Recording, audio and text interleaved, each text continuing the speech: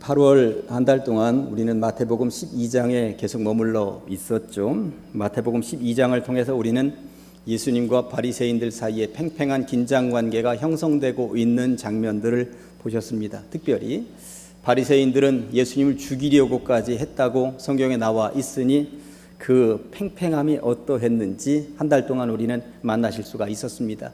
특히 지난주 말씀을 통해서 예수님께서는 바리새인들에게 이제 다시는 보여주기식 기적은 행하지 않겠다고, 앞으로는 말씀만을 너희들에게 먹이겠다고 하셨던 장면까지 보셨습니다. 오늘부터 이제 한 달 동안 마태복음 13장을 중심으로 해서 제가 설교를 할 텐데요. 여러분들 성경책을 이렇게 펼쳐서 마태복음 13장을 보시면 특별히 예수님께서 하신 말씀은 빨간색으로 되어져 있는 책이 있다면 마태복음 13장은 거의 다 빨간색으로 되어져 있음을 알 수가 있습니다. 무슨 말이냐면 마태복음 12장 마무리하면서 예수님께서 이제는 보여주기식 기적은 없다, 말씀이다, 이렇게 천언하신 이후에 예수님이 지금 설교하고 계시구나 하는 것을 알 수 있습니다. 그런데 설교의 중심이 무엇인가 한번 지금부터 풀어가 보도록 하겠습니다. 성경을 보면 주제가 있는, 별명이 붙어있는 성경이 몇 군데 있습니다. 고린도전서 13장 하면 사랑장이라고 하는 별명이 붙어 있습니다. 처음부터 끝까지 사랑 이야기로 꽉 차 있죠. 히브리서 11장 하면 믿음장이라고 하는 별명이 붙어 있습니다. 처음부터 끝까지 믿음에 대한 이야기로 가득 차 있습니다.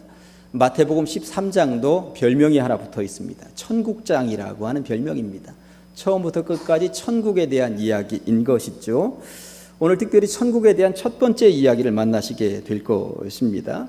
마태복음 13장에는 총 7개의 천국 비유가 나와 있습니다. 씨 뿌리는 비유, 가라지 비유, 겨자씨 비유, 누룩 비유, 보물 비유, 진주 비유, 그물 비유가 그것인데 오늘은 특별히 씨 뿌리는 비유를 보실 수가 있는데요. 여러분들도 잘 알고 있으시죠? 제가 설교하지 않아도 어떤 내용, 어떤 흐름이 전개될 것인가 여러분들은 이미 머릿속에 상상하고 있으실지도 모르겠습니다. 아무튼 복습할 건 복습하시고 새로운 지식을 배울 것은 배우시면서 오늘 마태복음 13장 앞부분을 통해서 전하는 자나 듣는 자가 한 가지로 은혜의 시간이 될 줄로 믿습니다. 3절 중간에 보면 씨를 뿌리는 자가 뿌리러 나갔다고 말씀하고 있어요. 이 말씀을 이해하기 위해서는 이스라엘의 경작법을 여러분들 아셔야 됩니다. 우리나라는 농사를 지을 때 땅을 먼저 쟁기질하고 썰애로 고운 가루로 만들어 놓고 고랑을 내고 거기다가 씨를 이렇게 뿌리고 합니다만 이스라엘은 그냥 딱딱한 땅에 씨를 쭉 뿌려 놓고 나중에 쟁기질을 하거나 썰애질을 하면서 그것을 나중에 섞는 그러한 경작법을 했다고 하는 것입니다. 그러다 보니까 뿌리려고 하는 밭에만 뿌려지는 게 아니라 다른 지역에도 이 씨앗들이 날아가서 얹혀지는 경우가 있었다고 하는 거예요. 오늘 성경에 나와 있는 대로 특별히 씨앗이 뿌려진 곳이 4군데라고 말하고 있는데 첫째는 길가라고 하는 것입니다. 길가는 사람이 돌아다니고 양이나 소가 밟고 다니기 때문에 딱딱합니다. 그러니 거기는 뿌려서 뿌리가 내리지 못하는 것이죠. 그러다 보니까 새들이 와서 콕콕 찍어 먹었더라라고 하는 것입니다. 두 번째는 흙이 얕은 돌밭에 뿌려졌다고 하는 것입니다. 돌밭이라 하지만 그래도 흙은 조금 있으니까 뿌리가 내리긴 했지만 햇살이 비치니까 곧바로 말라버렸다고 하는 것입니다. 세 번째는 가시떨기에 떨어졌다고 하는 것이죠. 가시떨기 가지 위에 앉았다는 얘기가 아니라 가시밭, 가시나무들이 있는 곳에 그 주변에 뿌려졌다는 이야기인 것입니다. 뿌리도 내리고 얼마 정도 자라지만 가시나무에 뒤채여서 금방 더 이상 자라지 못하고 멈추게 되었다고 하는 이야기인 것이고요. 네 번째는 좋은 땅에 뿌려졌다는 것이고 잘 뿌리 내리고 잘 자라서 30배, 60배, 100배의 열매를 맺었다고 말씀하고 있는 것이죠. 예수님은 이 말씀을 통해서 지금 천국을 설명하고 계신 거예요.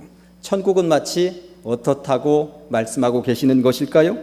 천국은 마치 좋은 땅을 소유하고 있는 사람과 같다고 지금 말씀하고 계신 것입니다. 다시 한 번 더 말씀을 드리면 천국은 마치 좋은 땅과 같은 마음을 소유한 사람들의 것이라고, 그런 땅을 소유한 사람들이어야 천국 백성이 될 자격이 있다고 말씀하고 있는 것이죠. 이를 설명하기 위해서 예수님께서 씨앗이 뿌려진 4개의 땅을 가지고 설명하고 있는데 오늘 그 하나하나 살펴보면서 은혜를 나누시고 우리는 좋은 땅을 소유하고 있는 심령인지 한번 점검해 보도록 하겠습니다. 첫째는 길가 신앙입니다. 길가라고 그러면 밭과 밭 사이에 나 있는 길을 이야기합니다. 거듭 말씀드립니다만 사람도 밟고 다니고 양도 소도 밟고 다닙니다. 아주 딱딱하게 굳어져 있을 수밖에 없는 것이죠. 그러니 씨앗이 날아가서 거기에 얹혀졌다고 하는 것은 도대체 뿌리를 내릴 수 있는 가능성이 제로라고 보셔도 틀림이 없는 것입니다. 그러니 거기에 널브러져 있는 씨앗은 누가 먹느냐? 새들이 와서 새들의 먹잇감밖에 되지 못한다고 말씀하고 있는 것이죠. 제가 설교를 할 때 설교를 듣는 성도들을 크게 두 분류로 나누어 보면, 하나는 스펀지 같은 성도들이 있습니다. 스펀지는 빨아들이는 전문성을 가지고 있습니다. 스펀지 성도를 바라보면서 설교하는 것은 목사의 기쁨이죠. 스펀지 성도가 많을수록 교회는 좋은 교회라고 저는 믿습니다. 스펀지 성도는 고개도 끄덕거리고 아멘도 합니다. 목사는 또 신이 나서 설교할 수밖에 없는 것이죠. 그런데 이에 반해 방방 같은 성도가 있습니다. 방방이 뭔지 아시죠? 아이들이 뛰어노는 놀이기구가 방방입니다. 방방은 무조건 퉁겨내는 전문성을 가지고 있습니다. 전혀 받아들이질 않습니다. 무엇이든 닿기만 하면 퉁겨내는 성질을 가지고 있는 것이 방방이기 때문에 그런 것이죠. 방방 성도는 말씀이 떨어질 때 퉁겨냅니다. 말씀이 뿌리를 내리지 못하는 것이죠. 그런 성도는 살아있는 말씀의 능력을 전혀 경험하지 못하게 되어 있는 것입니다. 물을 받아야 된다고 생각을 한번 해보시겠습니다. 여기 그릇이 있습니다. 물을 받고 싶습니다. 이걸 컵을 갖다가 수도꼭지 아래다 놓고 수도꼭지를 틀기만 하면 물은 이 안으로 들어가게 되어 있습니다. 그런데 뚜껑을 닫아놓고 물을 백날 부어도 이 그릇 안에는 단 한 방울도 물이 들어가지 않는다고 하는 것입니다. 뚜껑을 닫아놓으면 아무리 쏟아 부어도 물은 들어가지 않습니다. 이 그릇을, 뚜껑이 닫혀있는 그릇을 그 물천지인 바다에다가 던져놓으면 수백 년 수천 년 지나간다고 물이 들어가겠습니까? 들어가지 않습니다. 방방 같은 성도가 그렇다는 것입니다. 길가 신앙입니다. 전혀 신앙이 뿌리 내릴 수가 없다고 하는 것이죠. 제가 레크레이션 전문가 한 명을 알고 있는데 전국적으로도 유명해서 레크레이션을 통해서 하여튼 안 가는 곳이 없이 가는데, 누구로부터 초대받았느냐에 따라서 그날 상태가 달라진다고 하는 거예요. 가장 어디를 가고 싶냐? 여고생들이 초대하는 곳에 가고 싶다는 거예요. 살짝만 건드리면 까르르 넘어가지고 가고 펄쩍펄쩍 뛰고 얼마나 반응들이 좋은지 여고생들이 불렀다면 어디든 다 간다는 것입니다. 그런데 그래도 한 자리 한다는 고위직, 이런 사람들이 부르는 자리는 정말 가고 싶지 않다는 거예요. 돈 주니까 어쩔 수 없이 가는데, 가서 있어 보면 너 어떻게 하는가 보자고 팔짱 끼고 다리 딱 끄고 의자 뒤로 젖히고 앉아 있는데, 이건 도대체 10분이 가고 30분이 가고 그들의 마음을 열기가 너무나도 힘들다고 하는 거예요. 진행자는 열심히 웃기는데 그 웃음을 계속 퉁겨내면 어떻게 진행을 할 수가 있겠습니까? 그러니 진행자들은 그런 사람들 앞에 있으면 진땀을 뺀다고 하는 것입니다. 설교 시간에 이런 교인을 만나면 목사가 아주 진땀 납니다. 말씀을 받을 생각이 전혀 없으면 목사는 진땀이 나는 거예요. 딱 보면 눈초리 보고 앉아있는 태도 보고 보면 이분들이 스폰지인지 방방인지 제 눈에는 다 들어오거든요. 이후에 있으면 다 보입니다. 근데 방방 교인이 있으면 정말 힘든 거예요. 오늘은 또 무슨 얘기를 하는가 한번 보자 하고 팔짱 끼고 다리 꼬고 뒤로 젖혀 있으면 저는 설교하기가 너무나도 버겁다고 하는 것입니다. 혹시 오늘 마음의 문을 닫아놓고 있는 분들이 계시다면 마음의 뚜껑을 여시기를 주님의 이름으로 간절히 축원합니다. 방방의 용수철을 느슨하게 좀 내려놓으시기를, 이제 그만 퉁겨내시기를. 그래서 스폰지가 되어보시면 어떨까 하는 생각이 드는 것이죠. 가슴에다 손을 얹고 한번 생각을 해보시기 바랍니다. 나는 방방 교인인가? 나는 스폰지 교인인가? 부디 비읍기는 방방 쪽이 아니라 스폰지 쪽이시기를 주님의 이름으로 간절히 축원합니다. 두 번째는 돌짝밭 신앙입니다. 이스라엘 땅에 가보면 돌이 얼마나 많은지 모릅니다. 광야, 말이 좋아서 광야지, 광야라고 하는 것은 돌 무더기로 계속 이어져 있는, 끝이 보이지 않는 그런 땅이라고 보시면 틀림이 없습니다. 농사가 잘 될 리가 없죠. 이스라엘 지역에 농사 짓는 땅에 가보면 한쪽에는 무슨 제주도처럼 돌담이 쌓여 있는 거예요. 거기서 계속 돌 꼬집어다가 한쪽에다 쌓아 놓았기 때문에 그런 거거든요. 이스라엘 땅과 같은 신앙이 있다는 것입니다. 돌짝밭 신앙입니다. 말씀을 듣고 뿌리를 살짝 내리기는 하는데 더 이상 내려가지 않습니다. 신앙 농사가 잘 될 리가 없다는 것이죠.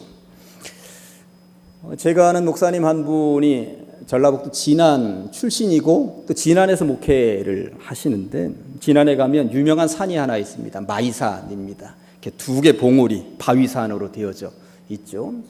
어릴 때 자라면서 마이산을 보면서 자란 거예요. 그러면서 마이산 보면 민둥산으로 되어져 있죠. 바위만 이렇게 두 개 말 귀처럼 이렇게 되어져 있는데, 내가 어른이 되었을 때도 저 산은 저렇게 나무가 없을까 이러면서 자라셨다고 하는 거예요. 그런데 10년이 지나고 20년이 지나고 50년이 지나서 갔는데도 그 마이산에 나무는 별로 없다는 것이죠. 그런데 가까이 가서 마이산 산책해보고 산을 올라보면 그 바위로 되어져 있는 곳에 이끼가 좀 끼어져 있고, 산과 산 이렇게 살짝 골짜기 있는 곳에 흙이 조금이라도 있으면 거기 뿌리 내리고 나무가 조금 자라 있는 것을 볼 수가 있습니다. 바위산이기 때문에, 제대로 뿌리를 내릴 수가 없기 때문에 그 산은 평생을 민둥산으로 그냥 사는 것입니다. 거기는 나무가 자랄 수가 없다고 하는 것입니다. 돌짝밭 신앙도 마찬가지입니다. 하나님 말씀을 들을 때는 고개도 끄덕거리고 아멘도 나오고 어떤 때는 말씀이 꿀송이처럼 달기도 한데, 문제는 교회 문턱을 나서면서부터 다 까먹고 만다는 것이죠. 또 세상 나가서 살다가 아주 자그마한 시험거리만 와도 금방 다 주저앉고 만다는 거예요. 이런 신앙을 가진 사람들은 예배에도 잘 빠집니다. 그래서 어째 지난주 안 나오셨어요? 그래서 전화를 걸어보면 그냥 가기 싫어서요. 비도 오고 마음도 그렇고 해서 안 나갔어요. 그런다는 거예요. 비 오는 거하고 예배 참석하는 거하고 무슨 관련이 있습니까? 아무리 비가 쏟아져도 눈이 쏟아져도 예배는 드려야 하는 것 아니겠어요? 그런데 비도 오고 마음도 그렇고 해서 교회 안 나갔어요. 이게 바로 돌짝밭 신앙이라고 하는 것입니다. 날씨라고 하는 자그마한 돌뿌리에 걸려서 넘어지고 교회에 안 나오고 마는 것이죠. 가슴에다 손을 얹고 한번 생각을 해보시면 이 마음속에 예배를 방해하는 돌멩이들이 얼마나 있는가. 오늘 교회 나오실 때에 눈을 떠서 교회를 갈까 말까 이 고민을 하셨다면 돌짝밭 신앙인 것이죠. 그런데 그 돌짝밭 신앙인데 그것을 떨쳐버리고 교회에 나와 앉아 계셨다면 돌짝밭 신앙을 어떻게든 이겨내려고 노력하고 계시는구나 하는 생각이 들어서 제가 박수를 쳐드리고 싶은 거예요. 아무쪼록 아침에 일어났는데 교회를 오늘 갈 것인가 말 것인가, 내가 돌짝밭 신앙이구나 이렇게 생각하시고 뛰어넘으시기를 간절히 축원합니다. 세 번째는 보니까 가시나무 신앙이에요. 성경은 가시떨기라고 말씀하고 있습니다만 그냥 우리들 표현대로 편하게 가시나무 신앙이라고 이야기를 해보겠습니다. 가시나무 그늘 밑에 씨앗이 떨어진 거죠. 어느 정도는 잘 자랍니다. 그런데 이 가시나무라고 하는 성질이 얼마나 대단한 것입니까? 다른 것들 뒤채워가지고 다른 것들을 자라지 못하게 하는 존재가 가시나무라고 하는 거예요. 제가 시골 마을에 살 때, 저 어릴 때 보면 어쩜 그렇게도 집집마다 이 담장을 하지 않고 집 울타리를 탱자나무로 그렇게 우리 집들 많이 했는가 몰라요. 탱자나무들이 참 많았어요. 집안에 들어올 수 없도록 만들어 놓았던 것이죠. 제가 고등학교 때였던 것으로 기억을 하는데, 교회 전도사님하고 그 동네 골목을 이렇게 지나갈 기회가 있었습니다. 전도사님이 탱자나무 있는데 저를 세워놓고 탱자나무 좀 자세히 한번 보라고. 이 탱자나무 아래쪽은 탱자가 굉장히 알이 굵은데 탱자나무 위쪽에 매달려 있는 탱자는 알이 굉장히 작은 거 보이느냐고. 정말 신기하게 그러네요 하고 제가 얘기를 했더니 왜 그러냐면, 탱자나무도 아래쪽에는 가시가 듬성듬성 붙어져 있는데 위로 올라갈수록 가시가 다닥다닥 붙어져 있는 거예요. 그러니 이 탱자 열매가 제대로 자랄 수가 있겠느냐고. 가시가 이런 거라고 그런 이야기를 하더라고요. 제가 생물학적으로 확인해 본 것은 아닙니다만 제가 눈으로 확인하기는 정말 그런 것을 고등학교 때 확인했던 것이 이 설교 준비를 하면서 생각이 난 거예요. 그러고 보니 가시나무의 가시라고 하는 것은 참 본인도 힘들겠습니다만 누군가 남들을 힘들게 하는 존재이구나 하는 것을 알게 됩니다. 실제적으로 모든 나무들 가운데 가장 징글징글한 나무가 아카시아 나무라고 하지 않습니까? 아카시아 나무가 한번 자라기 시작하면 그 주변 다른 나무들 다 초토화시켜 버립니다. 그 밑에는 어떤 것도 자랄 수가 없도록 만들어낸다라고 하는 것이죠. 하덕규 씨가 신앙 고백을 담아서 부른 노래 가운데 가시나무 새라고 하는 노래가 있습니다. 노래는 이렇게 시작을 하죠. 내 속엔 내가 너무도 많아 당신의 쉴 곳 없네. 내 속엔 헛된 바램들로 당신의 편할 곳 없네. 바람만 불면 그 메마른 가지 서로 부대끼며 울어대고 쉴 곳을 찾아 지쳐 날아온 어린 새들도 가시에 찔려 날아가고 이렇게 되어 있습니다. 나중에 유명 가수인 조성모 씨가 다시 한 번 더 부르긴 했습니다만 이 노래는 하덕규 씨가 신앙 고백을 담은 거예요. 이 속에 가시가 너무도 많으니까 다른 누군가도 이 안에서 살 수가 없는 것이고 예수님마저도 이 안에 와서 살 수가 없구나 라고 하는 것을 고백 담아서 불렀다고 하는 것입니다. 가슴에다 손을 얹고 한번 생각을 해보시면 이 마음속에는 얼마나 많은 가시들이 있습니까? 그 가시가 나를 찌르기도 하고 남을 찌르기도 하면서 살고 있는 것은 아니겠는가? 그런 가시는 신앙을 더 이상 자라지 못하게 한다는 것입니다. 부디비기는 이 예배를 통하여서 그 가시를 제거하고 돌아가시기를, 그 가시로 이제는 자신도 그만 찌르고 남도 그만 찌르면서 사시기를, 그렇게 사는 성도님들 다 되시기를 주님의 이름으로 간절히 축원합니다. 마지막으로 네 번째, 좋은 땅 신앙입니다. 23절에 보니까 말씀이 이렇게 되어 있어요. 좋은 땅에 뿌려졌다는 것은 말씀을 듣고 깨닫는 자니 결실하여 어떤 것은 100배, 어떤 것은 60배, 어떤 것은 30배가 되느니라 하시더라.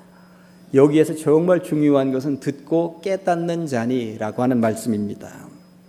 말씀을 듣기만 하는 것이 아니라 깨닫게 되어야, 깨달아야 한다고 주님이 말씀하고 계신 거예요. 천국 백성이 되기 위해서는 듣고 말아서는 안 되고 들었으면 깨달아야 된다고 말씀하고 있는 것이죠. 오늘 본문과 똑같은 말씀을 하고 있는 누가복음 8장 15절 말씀을 보면 좋은 땅에 있다는 것은 착하고 좋은 마음으로 말씀을 듣고 지키어 인내로 결실하는 자라고 말씀하고 있습니다. 그러니까 본문은, 오늘 본문은 듣고 깨닫는, 그런데 누가복음은 듣고 지키는, 이렇게 되어 있는 것이죠.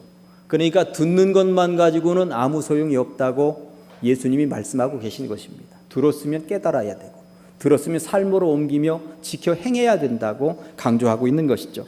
그런 사람이어야만 천국 백성이 될 자격이 있다고 주님은 강조하고 계신 것입니다. 제가 한 3, 4년 전, 4, 5년 전에 이 예와 말씀 드렸던 것 같은데요. 오늘 적절할 것 같아서 다시 한 번 더 말씀을 드리면, 제가 한 15년쯤 전에 용전동에 개척을 한 적이 있었잖아요. 개척을 해서 교회도 참 예쁘게 성장하고 그랬는데 김씨성을 가진 여자 집사님 한 명이 있었습니다. 이 집사님의 특징 하나는 뭐였냐면 수다였습니다. 누군가 남들 설거지할 때 그 옆에서 수다 떨기, 남들 대청소하면서 빗자루 들고 있을 때 옆에서 수다 떨기, 단 한 번도 설거지통에 손 안 넣기, 단 한 번도 빗자루에 손 안 대기, 하여튼 수다, 입만 열면 수다 이외에는 하는 것이 아무것도 없는 여자 집사님이 있었습니다. 처음에는 말도 들어주고 개척교회이니까 어떻게든 합심해서 가자 그랬는데 다른 분들이 저한테 민원을 넣기 시작을 한 거예요.